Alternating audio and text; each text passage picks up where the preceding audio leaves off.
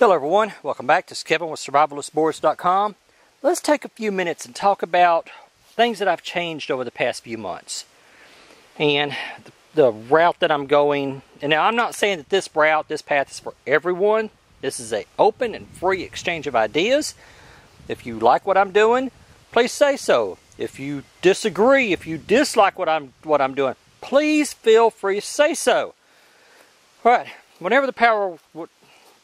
Before I got into the solar stuff, which I've always wanted to do, whenever the power went out, I had my propane lantern, and I've got another smaller one of these, and I've got my kerosene lamps.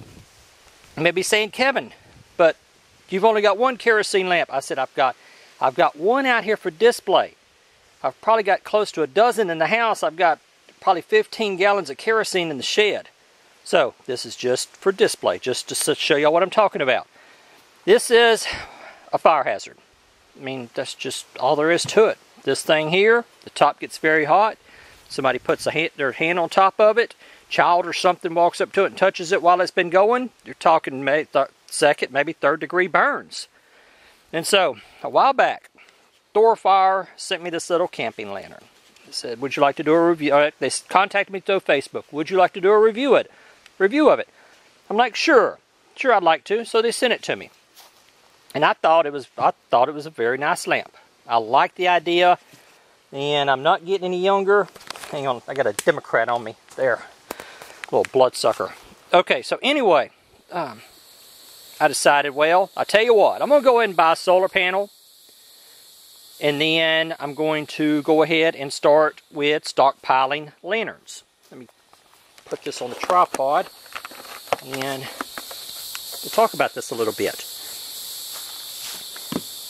That this was my first little solar powered lamp. I liked it.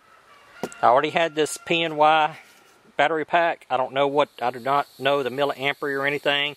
I've had it for close to, 8 years or so. So recently, after I bought the solar panel, I decided that I'm going to go ahead and bring that up just a little bit. I decided I'm going to go ahead and buy a foldable solar panel be my first one.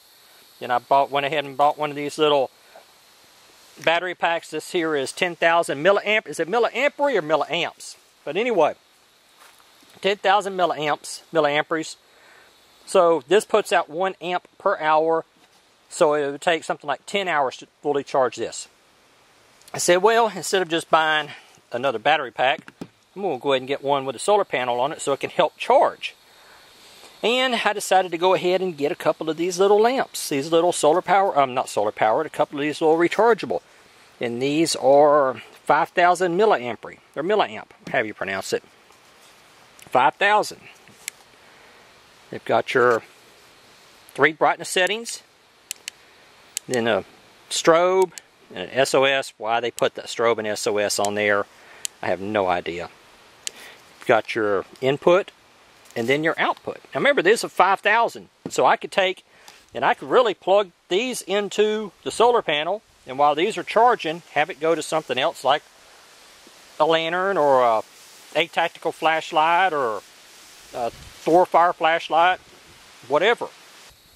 Whenever I made the video about phasing out kerosene, a couple of people said, or somebody said, I apologize, I'm not mentioning your name because I don't remember. Somebody said that kerosene has been used for 1,000 years, and it will still be used long after the batteries in these flashlights are dead. And that is true. That is very, very true. There's no argument from me there. That if there is ever, not ever, but when there is a collapse of society, whether it's a new viral plague, meteor strike, whatever difficulties we face down the road, that yes, these will quit working. I mean, one day, the battery's going to wear out, not the light bulbs, the LEDs will stop working, somebody will drop them, just whatever reason, and then, like 1,000 years ago, somebody will still be using a little kerosene lamp. So no, there's no argument. There's no argument from me that for a long-term, complete collapse of society, we're talking decades, that yes, kerosene will probably be a more reliable source than the batteries in these rechargeable devices. And you're saying, well, Kevin, looks like you're only got a couple of little lanterns here. Remember, this is a progression, guys. Let me get this back up on the tripod. This is a progression, and I'm just talking about what I've done in the past few months. Got the solar panel. Ordered another battery pack. Bought these two just to get me started on the path. Got the Thor fire.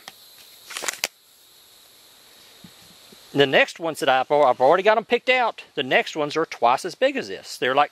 These are 5,000 milliamp. The next ones are 10,000. And instead of buying another foldable solar panel, I'm looking at a 100-watt solar panel. Whenever I buy the next lanterns, it'll probably be next month. I've got a couple other little things I'm working on this month. I've already got some picked out. Like I said, they're twice as big as this. Whenever I get the next lanterns, we'll talk about them. We'll talk about the next lanterns. We'll talk about the next solar setup. So we're just going to go in this progression from going from kerosene and propane to solar-powered lights, portable lights. Right? Maybe this will just go right on into the bug out, the off-the-grid solar cabin I'm starting to work on.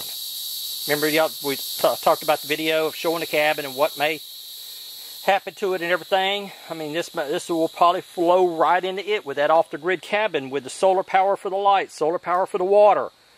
And we'll just see how things turn out. Anyway, guys and gals, I'll talk to y'all later.